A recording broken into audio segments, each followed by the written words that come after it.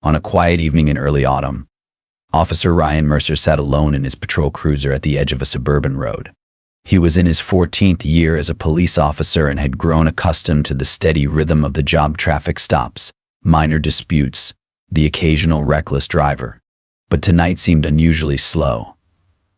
He tapped his fingers on the steering wheel, watching headlights flare and fade as cars passed by. His partner was out sick, leaving Ryan to handle the shift alone. He couldn't shake an uneasy feeling, as if something unexpected might unfold. His radio crackled with a routine call: nothing urgent. The streets were calm, the neighborhoods winding and tree-lined. The only sound was the distant hum of traffic and the whisper of wind through leaves. Ryan sighed, dreaming of finishing his shift and going home to a quiet dinner. Then, a late-model sedan caught his attention. It approached an intersection, and instead of slowing at the amber light which turned swiftly to red, it surged forward.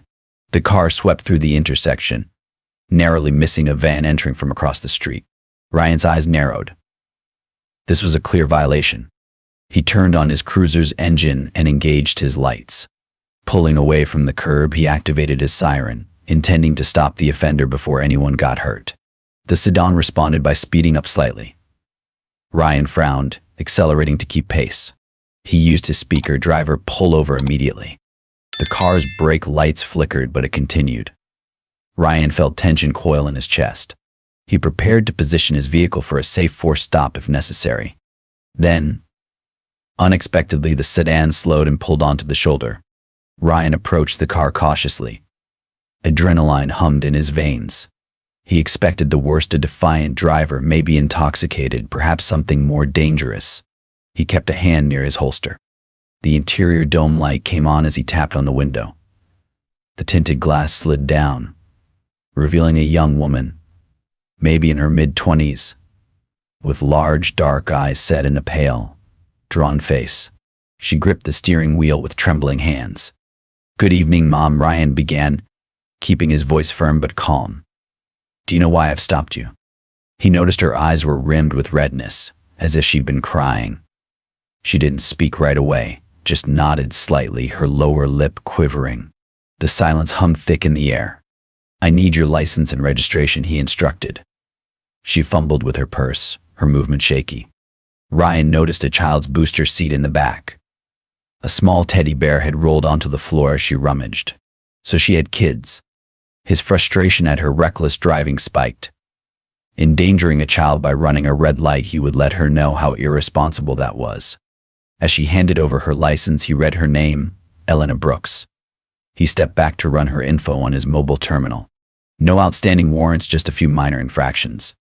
Still, ignoring a red light was serious. He returned to the window. "Miss Brooks," he began, voice stern, "you nearly caused an accident. There's no excuse for that. Is there a reason why you're in such a hurry?" Elena swallowed hard, tears slipping from the corner of her eye. She opened her mouth, but no words came. It was then that Ryan's gaze drifted downward.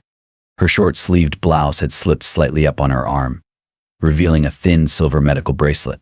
Engraved on it was a small emblem, and the words he recognized instantly. He felt his stomach drop. The sign was unmistakable, a symbol he associated with a severe heart condition. His father had worn a similar bracelet after a massive heart attack years ago. Ryan knew what that bracelet meant: life-saving medical info if she collapsed, instructions for emergency responders. He'd learned to recognize it in his training. Patients with certain conditions wore these to alert medics. The presence of that bracelet changed everything. Suddenly, his frustration ebbed, replaced by concern. He turned pale. His authoritative posture softened. This wasn't just a reckless driver anymore. This was someone possibly under severe distress. Maybe she'd had a dizzy spell, chest pain, something that caused her to panic and run a red light. Or maybe she was rushing home to get medication, or to a hospital. "Mom," Ryan said gently, "I see your medical alert bracelet. Are you feeling okay? Do you need help?" He spoke quietly, aware now that a different approach was needed. Elena closed her eyes, tears slipping free. She nodded weakly. I'm not well. I was rushing to pick up my daughter from my sister's house. My heart condition flared up earlier and I felt faint. I got confused and went through that light without thinking."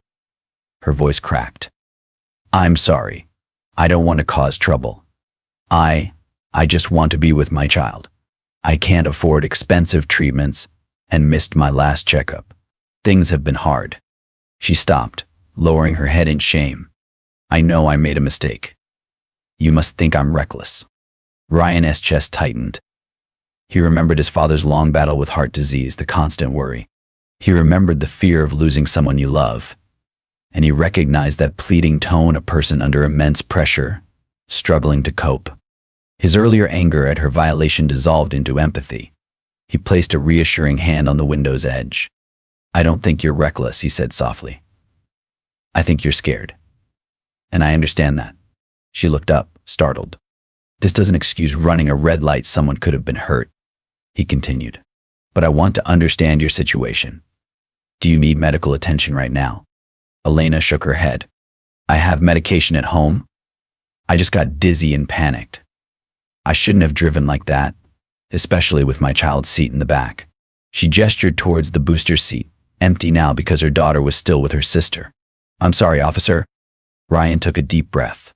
He had the authority to write a heavy fine or even have her face more serious charges. But he also had the discretion to handle this differently. This woman needed compassion. If he punished her harshly, would it help? She wasn't a hardened criminal, just a mother with health issues and financial woes. He stepped back, motioning her to turn off the engine. "Let's get you out of the car for a moment." Confused, Elena complied. He guided her toward his cruiser's rear bumper, where they stood bathed in the amber glow of streetlights. The night air was crisp and gentle. "I can't ignore the traffic violation," Ryan said, "but maybe we can find a way to ensure you're safe on the road. Are you taking any steps to manage your condition while driving? Do you have anyone who can help you when you feel unwell?" Elena shook her head, tears flowing anew. "I have no one else. My sister watches my child sometimes, but she can't always help. My job barely covers rent and my medication. I know I shouldn't have driven like that. I was afraid of losing custody if I didn't get my daughter on time. The stress, the fear, I guess I lost my head." Ryan's heart ached. He wondered what small step he could take to ease her burden. He remembered a local community program that offered assistance to patients with chronic conditions. Maybe he could refer her. He thought about the hospital's financial aid programs, and he realized he could at least show her some kindness now. He looked into her tear-filled eyes. "This is what we'll do, Miss Brooks. I'll write a minimal ticket, just a small warning fine, so we have a record of the violation. But I'll not charge you heavily. In return, I ask you to promise you'll never drive in that state again. If you feel faint or stressed, pull over, call someone. Don't risk it." Elena nodded, relief washing over her face. "Thank you, officer. I promise I'll do better." He then gently asked for her phone number. Elena hesitated, confused. "I know a local nonprofit that helps with medical bills and might advise on grants for treatment," he explained. "I can text you their contact. They've helped patients like my father once." Her eyes widened. "You'd do that for me?" Ryan smiled faintly. "My father had heart issues. Without people helping, we wouldn't have managed. Consider this me paying forward the kindness we received." Elena choked back sobs. In that moment, a siren wailed in the distance, and a cat darted across the nearby lawn. Life went on around them, but here, under the streetlight, they reached an understanding. The prejudice Ryan first felt, he was initially upset and prepared to scold, faded into empathy once he saw that silver bracelet on her arm.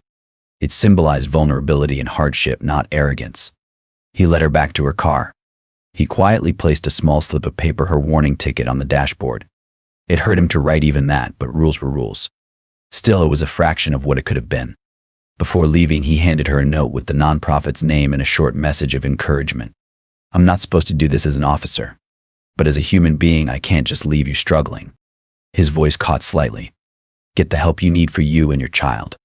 If I see you again, I hope it's under better circumstances."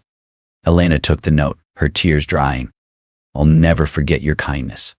She rolled down her sleeve, hiding the bracelet that revealed so much. She promised again to be careful. Ryan walked back to his cruiser. As he pulled away, he saw her car's headlights turn, driving off slowly, cautiously. He imagined her making safer choices now, finding help, and giving her child a better future. The next morning, Ryan ended his shift and went home. He felt different, lighter.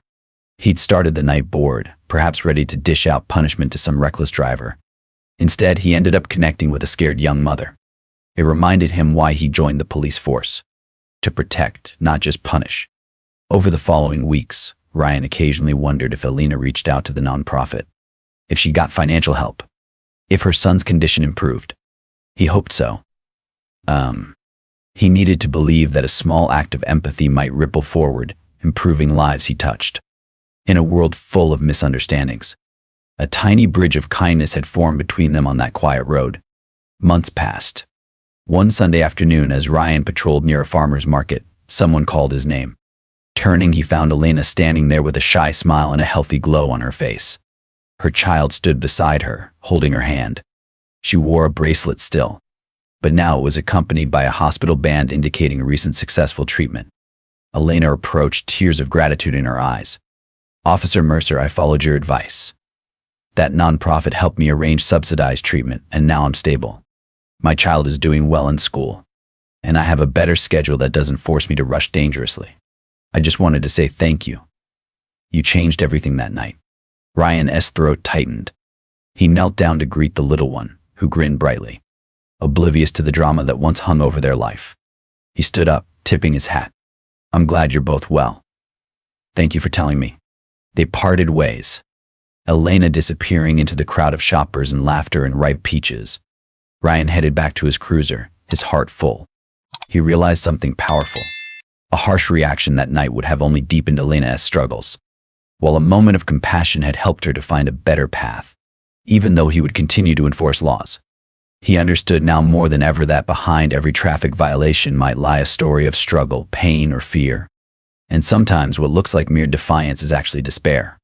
The sign on her arm, a simple medical ID bracelet, had opened his eyes. In the end, the memory of Elena's tear-streaked face, her trembling voice, and that silver bracelet stayed with him. It reminded him every day that mercy and understanding are as vital to policing as rules and tickets. It taught him that sometimes the best way to serve and protect is to listen, empathize, and offer a helping hand. That night, long after the farmer's market had closed and the city lights dimmed, Ryan sat alone in his kitchen. His badge rested on the table, next to a cooling cup of coffee. He stared at it for a while, silent still, not out of doubt but reflection. For years he had believed that doing the job right meant following every protocol to the letter. Write the ticket, file the report, move on. But that encounter with Elena, what it taught him was something they never wrote in the manuals. It was the silence in her voice, the trembling in her hands, the quiet desperation of someone fighting battles no one else could see. And he realized sometimes people don't need discipline. They need dignity. The next morning, Ryan drafted a proposal to his department chief. A new initiative. A community-based referral program for vulnerable drivers, those with medical conditions, financial hardship, or temporary crisis. Not to excuse violations, but to offer options. Alternatives. Humanity. At first there was pushback. Some of his colleagues scoffed. "We're not social workers," they said. But Ryan didn't waver. He met with local nonprofits, hospitals, and even faith groups. Slowly, the idea caught wind. Officers began to ask questions.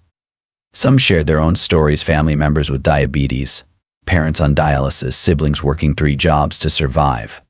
Within 3 months, the program had a name: Safe Turn. Within 6, it had its first success stories. One of them was Elena. She returned to the department, not as a suspect, not even as a story, but as a voice. She shared her experience during a training session for new recruits. Her voice steady, her words honest. "I know I broke the law. But in that moment, I wasn't trying to rebel. I was trying to survive." Ryan watched from the back of the room. His eyes never left her. And when the rookies applauded, not out of pity but of understanding, he felt something shift. A ripple, a start. Years later, when he would look back on his career, he wouldn't remember the number of citations he issued, or how many shifts he pulled during holiday weekends. He would remember a silver bracelet, a tearful promise, and the woman who showed him that the job he swore an oath to wasn't just about rules, it was about people. And every time he saw a flashing light in his rearview mirror, every time he pulled someone over, he asked himself one quiet question before he ever opened his mouth. What's their story? The seasons passed. Autumn gave way to winter. Patrols grew colder, the nights longer. But Ryan kept going. shift after shift, street after street. Some days were ordinary. Others reminded him how easily lives could unravel. But he was different now. He saw more than license plates and violations. He saw stories, struggles, people. One snowy evening, he pulled over an elderly man whose tail light was out. The man was shaking, not from fear, but from cold and age. Ryan didn't write a ticket. Instead, he opened his trunk and handed the man an old police blanket he kept for emergencies. Then he followed him home to make sure he got there safe. Another night, he found a teenager parked alone in a grocery store lot, head down on the steering wheel. At first, Ryan thought he might be drunk. But the boy looked up with tears in his eyes and whispered, "I just didn't want to go home." That night, Ryan didn't issue a warning. He made a phone call to someone who could help. Word about him began to spread, not as the nice cop, but as the one who listened. The one who asked questions before jumping to conclusions. The one who didn't just protect but actually cared. It didn't make the headlines. It didn't earn awards. But it changed people. And that was enough. One day, as spring returned and blossoms appeared on the trees, Ryan sat in his cruiser writing a report.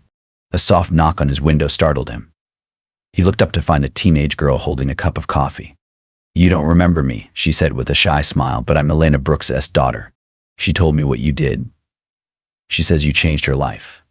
So I just wanted to say thank you for being kind when it mattered." Ryan took the coffee, speechless for a moment. "Tell your mom," he said, his voice catching. "She changed mine too." The girl nodded and walked off, leaving him alone once more, but never the same. He sipped the coffee slowly. Warm, real, human. And in that small act of full-circle gratitude, Ryan Mercer realized something. Sometimes the most powerful kind of justice is mercy. Through this story, we learn that sometimes a small act, a look of empathy, a gentle word, a choice between punishment and understanding can change an entire life. It reminds us that behind every mistake may lie a fear, a pain, a private battle no one else sees. And most importantly, it teaches us that compassion does not weaken justice, it gives justice its true meaning. It is now the year 2025. The world is shifting, evolving, but discrimination, indifference, and narrow-mindedness still persist. What we must do is not wait for the system to change, but begin with ourselves. Learn to listen, learn to ask questions before we judge, learn to stand up when we witness injustice, even if it's just one small moment between two strangers on a quiet street. Will racism still exist in 2030? Perhaps. But if today we dare to choose kindness over apathy, action over silence, then 2030 won't be a future haunted by prejudice. It will be a world where justice is not just the law, but something deeply human. Note: this story is entirely fictional and created for the purpose of raising awareness. It highlights issues of responsibility, justice, and the importance of treating everyone with respect and dignity.